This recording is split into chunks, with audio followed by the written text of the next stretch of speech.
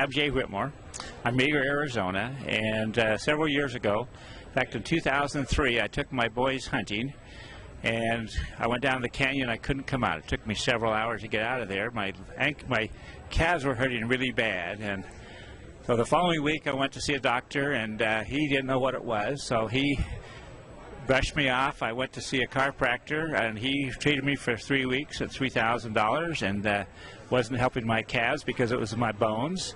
Then I went to a foot doctor, and he wanted me to have a shot for bone spurs, and I didn't want to do that. I went to a back doctor, and he treated me for back things. At no time had any of these people referred me to a cardiovascular surgeon. What I had was arteriosclerosis. And this has happened to be a family thing, and I should have thought of that earlier, but I didn't. And so I got hurt in 05 or early 04, and then in 05 I had a triple bypass. And it was really funny because he had sent me down to a stent doctor to get some stents first, and then he figured I'd get a double dip that weekend. And so what happened was that they kept me over the weekend and gave me a triple bypass. And 6 weeks later, I went to see the doctors, and I lived about 200 miles from the hospital. And what they did was arrange for me to be there, and then but they gave me the really good news. Mr. Whitmore, we only put 2 stents in, and where you really had the blockage, we couldn't put a stent because your arteries are too small, and so you're just going to have to live with that pain. That wasn't too exciting. And I'd heard about chelation therapy, and so I went and started taking chelation therapy in 05 up to this time. My daughter was in Synergy, and she tried to get me to take this product, and I told her how could a colored water go in and clean out my arteries when for 4 hours I was taking this chelation, and it would work for me.